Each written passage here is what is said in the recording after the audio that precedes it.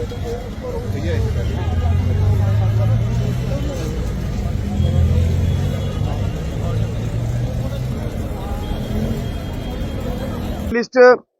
लगाई जा रही है। काफी शिकायतें मिलती थी कि ऑटो ओवरचार्ज कर रहा है और यात्रियों को काफी परेशानी का सामना भी करना पड़ता था, लेकिन अब यात्रियों को कोई परेशानी का सामना नहीं करना पड़ेगा। ऑटो में जो रेट लिस्ट लगाई है उसी के मुताबिक जो यात्री है उसको यात्री को वो रेट लिस्ट पढ़कर अगर हम निर्धारित स्थान पर जाना है, उस निर्धारित स्थान का लिखा होगा और उसका जो रेट है, जो ऑटो का फेयर है, वो उस पर लिखा होगा और उस फेयर के अकॉर्डिंग ही यात्री जो उस ऑटो वाले को भुगतान करेगा। अगर ऑटो वाला या रिक्शे वाला बोलता है कि नहीं इतने पैसे नहीं लूंगा, तो उसके नीचे दिए गए नंबर जो कि पुलिस स्टेशन कटरा का है उस पर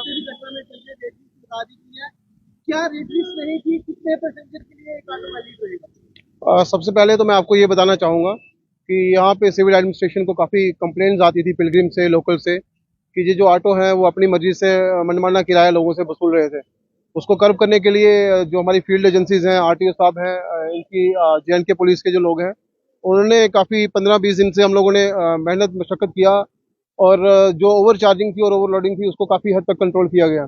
बट फिर भी बिकॉज अपेरेंटली देयर वाज जो रेट्स थे वो डिस्प्लेड नहीं थे, तो सिविल एडमिनिस्ट्रेशन की तरफ से ये डिसाइड किया गया कि हर व्हीकल के बीच में जो भी ऑपरेट करती है from point A point B, कहीं पे भी जो भी कटरा में जितने भी स्टेशन है जहाँ से भी ये गाड़ियाँ चलती हैं, चाहे वो न्यू बस स्टैंड है, चाहे बाणगंगा है, रेलवे स्टेशन है, हेलीपोर्ट है, ताराकोट मार्ग है, जितने भी स्टेशन है जहाँ से ये ऑटो ओरिजिनेट और आई मीन जहाँ पे जिनका डिस्टेंस खत्म होता है, वहाँ के लिए रेट्स आरटीओ साहब को कह के नोटिफाई करवाए गए और वो आज ये डिसाइड किया गया कि हर व्हीकल के अंदर और व्हीकल के बाहर, सो दैट जो भी व्हीकल को आई मीन ट्राई व्हीलर उसको यूज कर रहा है, ही शुड बी अवेयर कि एक डेस्टिनेशन से जहां तक उसने जाना है उसके क्या रेट्स हैं, ताकि जो कस्टमर है उसको रेट्स का पता हो और जो उसको सर्विस ऑफर कर रहा है वो सर्विस एक्स्ट्रा रेट पे ना ऑफर करें। और रही बात ऑटो की कैपेसिटी की, आरटीओ साहब ने मेरे को बताया हुआ है कि जो इनकी अप्रूव्ड कैपेसिटी है दैट इज 3 पैसेंजर्स। 3 पैसेंजर से कोई भी ऊपर होगा तो that will be dealt as overcharging. तो उसके लिए जो भी प्रावधान है मोटर व्हीकल एक्ट के अंदर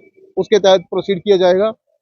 आपके माध्यम से मैं ये कहना चाहूँगा आपको भी, पिलग्रिम्स को, यहाँ के जो पिलग्रिम्स हैं, जो लोकल्स हैं, कि रेट फिक्स हुए हैं। आप जो सर्विसेज हैं, जो आपकी शिकायत रहती थी कि रेट्स ऊपर नीचे रहते हैं, तो आप ही रेट्स को फॉलो करिए और उनके ऊपर मत जाइए। एंड सेकंड थिंग जो मैं आपको कहना चाहूँगा कि जो हमारी ट्रांसपोर्ट का डिपार्टमेंट है, पुलिस का डिपार्टमेंट है, बहुत इन्होंने मेहनत की हुई है इसको इम्प्लीमेंट करने के लिए। आगे भी ये जो मुहिम है ये चलती रहेगी, कोई वायलेट करेगा, बिकॉज मैं हमेशा से कहता हूँ कि ये जो टाउन है जहाँ पे हम लोग खड़े हुए हैं, ये टाउन सिर्फ इसलिए एग्जिस्टेंस में है कि माँ वैष्णो देवी का चरण है यहाँ पे, और उसके बाद यात्री है, हम लोग सब उन्हीं के लिए हैं। तो यात्री को एक प्लेजेंट एक्सपीरियंस मिलना चाहिए, उसके साथ ओवर चार्जिंग नहीं होनी चाहिए, उसको सर्विसेज अच्छी मिलनी चाहिए। इन सभी चीज़ों को ध्यान में रखते हुए ये कदम लिया गया है and we hope and we are very optimistic के ये जो हमने कदम लिया हुआ है ये सक्सेसफुल होगा। कोई भी व्हीकल होगा कि यहाँ पे हमारे पास 800 प्लस जो 3 व्हीलर्स हैं वो ऑपरेट होते हैं इस टाउन में डिफरेंट स्टैंड से, बिकॉज 850 प्लस जो 3 व्हीलर्स हैं इनको रेट लिस्ट लगाने के लिए थोड़ा सा टाइम लग जाएगा, थोड़ा सा इन द सेंस के by at the end of the day 1-2 दिन लग जाएंगे ज़्यादा से ज़्यादा। आरटीओ साहब अपनी पर्सनल सुपरविजन में ये सारे रेट लिस्ट फिक्स करवाएंगे।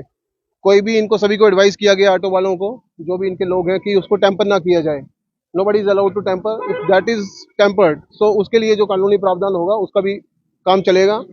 तो रेट्स जो है 3 दिन के, आरटीओ साहब 3 days, in 3 days every auto will be having these rates so that there is no fleecing of the pilgrims, there is no overcharging from the tourists, there is no overcharging from the locals। and उसके लिए अच्छा भी ये है because जो लोग operate करते हैं इनको भी इसका फायदा ये है कि जब ये ओवरचार्जिंग या ओवरलोडिंग नहीं करेंगे, सपोज कि एक गाड़ी की कैरिंग कैपेसिटी जो डिजाइंड है वो 3 पैसेंजर्स की है, अगर 4 पैसेंजर्स है तो इनका चौथा पैसेंजर इन्हीं के किसी और दूसरे ऑटो में बैठेगा। So there is not going to be any substantive loss to their business. Facilitation है, पिलग्रिम को फायदा हो रहा है, मेरे हिसाब से ये it's a very good step. देखिए, जो बैटरी कार, बैटरी ऑटोज की आप बात करते हैं, पहली बात तो ये है कि there is no such ban के बैटरी ऑटो नहीं आ सकता, जस्ट बिकॉज आपको पता ही है कि ये जो टाउन है ये 1.5 से 2 स्क्वायर किलोमीटर एरिया में फैला हुआ है और इसकी जो रोड लेंथ टोटल अगर मैं नापता हूँ तो that is only 4.5 kilometre. 4.5 kilometre की सड़कों के ऊपर 850 ऑटो दौड़ रहे हैं। सो अगर हम लोग बैटरी कार्स को इमीडिएटली यहाँ पे अलो कर देते हैं So that will create a further chaos to the traffic.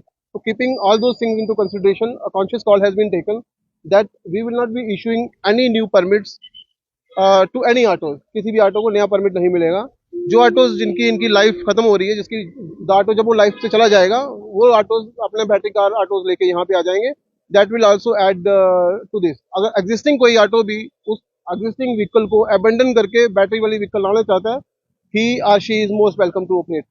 Thank you.